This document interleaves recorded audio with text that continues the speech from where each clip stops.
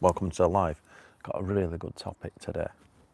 Talk a bit more about karma again. This time, karmic moulding. Spoke about it before, but I'm going to talk about how far you can push it, because I like being taking risks.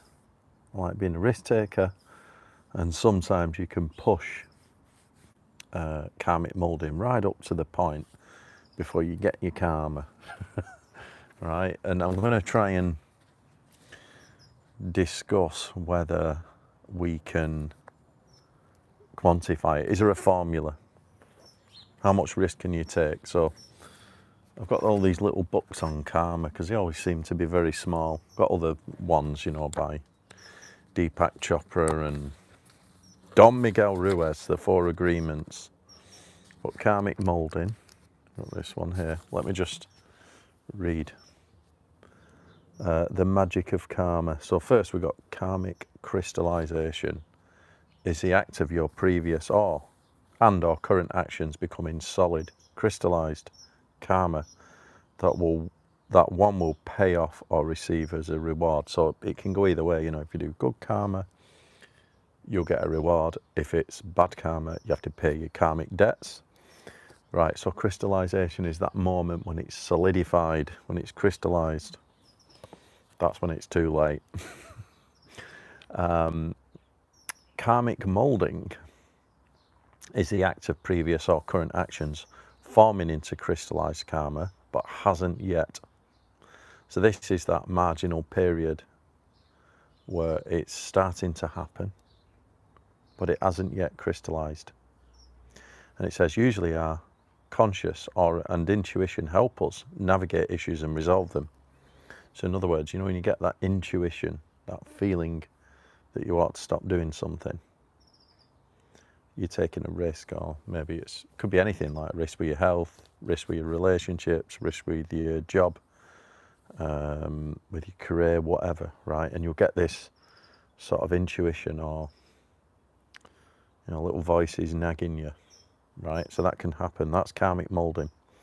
However, if we constantly disregard what our conscious and intuition tell us, we'll have to pay karmic debt for what we ignore, or it's an indication that rewards are coming. So, you think about them two terms, karmic crystallization, that's when it's solidified, crystallized, and you could say it's too late. However, if it's good karma, then you get your reward, so obviously. But that's the point. Karmic moulding is the state between where you was and the point when it becomes crystallized. And I was just wondering, is there a formula to calculate when you know it's too late? Been reading recently this book, Black Box Thinking, Matthew Syed, which is about learning from mistakes. So it's the surprising truth about success and why some people never learn from their mistakes.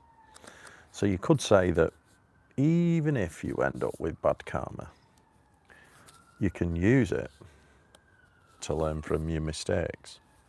But what happens if you never learn from your mistakes? What happens if you just keep going with karma, just keep getting more and more karma? Does it become more crystallized? Or is there some way of stacking bad karma? And then when it gets so far, how do you hack your way out of it, reverse it? And I'd imagine that I'm fascinated by karma because there are so many real signs of it. Right, that might be in the health scenario, when you get poor health. When someone has warning signs and they end up with diabetes through poor diet. And when someone ends up with diabetes and, they get the advice, change your diet, start eating healthily, and you have to take all these drugs now. It is possible to sort of reverse those effects to some extent. I don't know if it's fully possible to sort of heal yourself, but you'll find some people will not change their diet at that point. They're just stubborn, and they end up doubling down and stacking more and more. And that is basically karma. I don't care what you say, because karma is cause and effect. It's happened as a result of your actions. So I was just wondering, if you never learn from your mistakes, do you Does karmic moulding happen multiple times and you just stack more karmic crystallization on top of another? Or does it just get more crystallized and more solid and more, you know, and then the longer it goes on, the harder it is to reverse. And you can see that with like many things. You know, let's say your career, let's say, I don't know, who, politician maybe, something like that. Once they get a bad reputation, it's quite hard to undo that reputation. It's amazing how difficult it is to rewind a reputation. So what they end up doing is usually just going into a new career or just exiting that career. So, and it's like that with, if you think about relationships, if you treat someone like shit or you have a bad breakup or something, it's far easier to just like scrap the whole thing and just start a new one than it is to reverse and fix everything. But should we go back and pay our debt? Well, we always pay our karmic debt. You can't escape it. It's like the law of the universe. I think it's in, I've not got it here, but it's in the 4 Agreements, Don Miguel Ruiz's book. And although, you know, like Deepak Chopra, and when he talks about, in the 7 Spiritual Laws of Success, his book, he talks about karma. Karmic debt is something you can't avoid. It will creep up on you.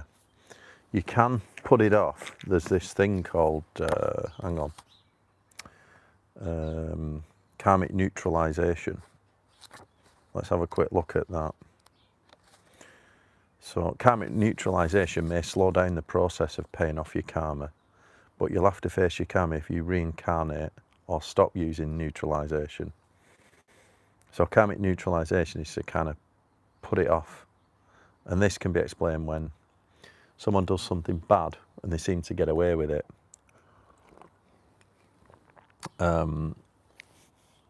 You can, to some extent, get away with it.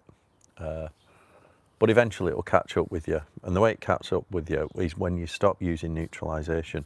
This about reincarnation, I'm struggling with that bit, to be honest. You know, the idea that you can pass karma between lives and, you know, when you reincarnate. And I'm not sure about that, to be honest. I'm trying to keep this a bit more real life and scientific, although I am sort of open to the idea. I'm not quite sure about it. But karmic neutralization, where you put it off, paying off your karmic debt. Ways to do that. Positive mindset. It's amazing, right? You can literally create a new reality, like almost like a new state, positive mindset. And it's a little bit different to sort of burying and ignoring the truth. It's like rising above it with a positive mindset. So this is where the evil person or the bad person refuses to acknowledge what they've done and just creates a positive mindset. And almost, yeah, you could say they're blocking out the truth, but you can neutralize your karma by just paying it off, putting it off. But eventually it will come back. It's like, I think there's a little interest added. So it might be slightly worse when you finally get it. And I also think that in general, this stuff, it's like baggage, it's like constraints. You know, the more you behave in ways that are not helping you in life, you're just adding further and further constraints to the point where it's going to catch you out. And that might be in your health, it could be in your relationships, in your business, in anything, you know. So, let's say you got bad karma. There's a bit of karmic debt to pay off. In anything, let's say let's take the relationship example. Should you just write the whole thing off and start again and just fuck the whole relationship off? Or, you know, it could be your career or whatever, just fuck it off and start again somewhere else, starting at the bottom. Because you know, think about starting at the bottom. It's like compound interest, resets to 0, so you have to start again. Sometimes it is worth starting again. Or should you try and fix what you had? I'm quite a great believer in atonement. It's quite hard because it requires us to accept and own up to our faults and our mistakes. Let's go back to the relationship example. Is it worth atoning for your bad behaviour and trying to fix that bad karma? I think so. Even if you're not going to carry on with the relationship, I think it's worth atoning for your bad behaviour. And it's same with everything, like certainly in your health, like, you know, if you end up with bad karma, like poor health through poor choices, poor lifestyle choices, I think you should fix it. Because you can't escape that one. Yeah.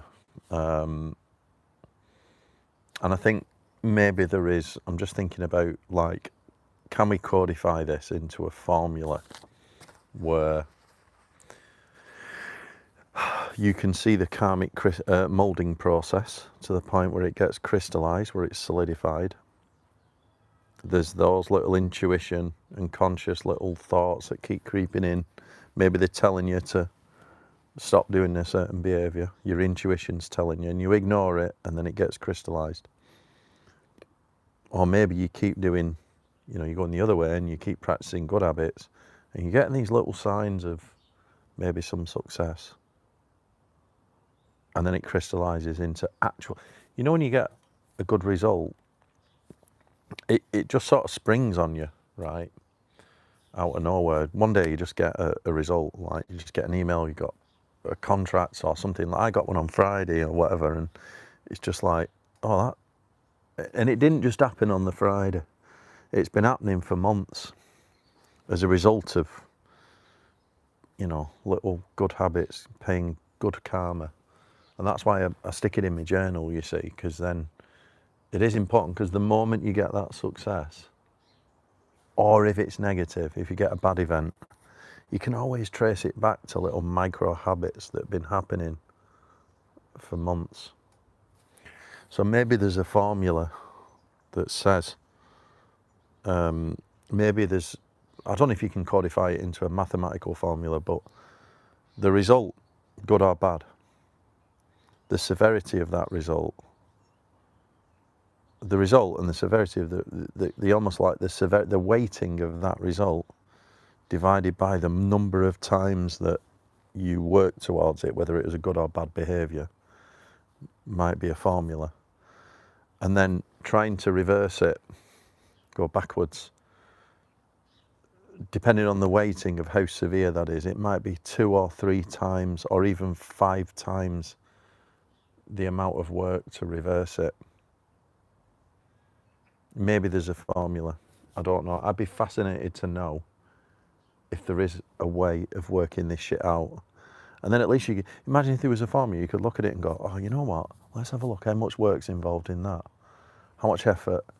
And then you can decide whether to scrap the relationship and just fuck it off, or the business or the career, and start again based on data rather than just on your feelings. What do you think? My accent is weird. Well, it's, where are you from? My accent is it's North Manchester.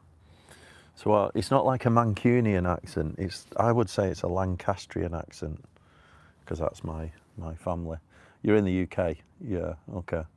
What's your favourite game? My favourite game? I don't know. Mind games? No, I like chess, really. I like chess. Things like that. Did you see my interview with my coach, Glyn, on chess and jiu-jitsu? Because he like, obviously he's brilliant at both, and we talk about this, and he, you know, the analogy of chess and jiu-jitsu. Jiu-jitsu is like a physical game of chess. And let's, on the karma, so because we were talking about karma, so in that interview, what we talked about, when things go wrong in a game of chess, or in a round of jiu-jitsu, there's always one point. There's a point where you can trace it back to when the round went bad. Like one move that you did, you gave an underhook, or you allowed them to pass your guard for whatever reason, right? And from that moment, you're on the back foot. Same in chess, you know, if you make a bad move, you give away a knight, or you give away a rook or something crazy, mistake, then you're on the back foot. You can always trace it back to that. It's same with your karma, right? In your relationship when it starts going wrong. If you think back, there's always I mean, there's probably loads of little moments that have led up to it, but there's always a point. And it's like, shit, that was the point. You can trace it back. So yeah, the karmic moulding process, I'm going to have a go to see if I can codify it, because I do find it fascinating, because like I say, you know, like in this book, learning about black box thinking, it's all about learning from your mistakes to get success. And sometimes there is a bit of trial and error, you know, you've got to try a few things. So yeah, just remember them. I'll just flash them up if you want to take a screenshot. This is a really cheap book. It must be like, there, look how small it is. Really small. But it's got this, you see that? Karmic crystallization, which is when the karma's solidified, when you've got it. And then karmic moulding, which is the process of, that's that point where you're about to get karma. It hasn't quite crystallized. And you keep getting the little signs of intuition that you should stop. Or in the good case, you should carry on. I definitely think there's some relationship between the weight of the result. Because whenever you get an outcome, even if it just comes out of the blue, let's say you get blindsided in a relationship, or you get ghosted or whatever, right? If you look at it properly, it hasn't just happened. There's always, you know, if you think, in time you'll learn to think about it and you'll see, yeah, this, that and the other, yeah, that were happening, that wasn't. And sometimes we fucking lie to ourselves and you know, we ignore the truth because we can create a new reality just by ignoring the truth. We think about that. Maybe it's a relationship and we're sort of obsessing over someone and they're not quite returning the favour, and then next minute you get blindsided. It's because they were never fucking interested, but you are so fixated on your own feelings about them, you know. That's why blindsided happens. And that's the crystallization. The karmic moulding is all the little signs that you ignored along the way. Yeah. What do you think about that? Let's have a look.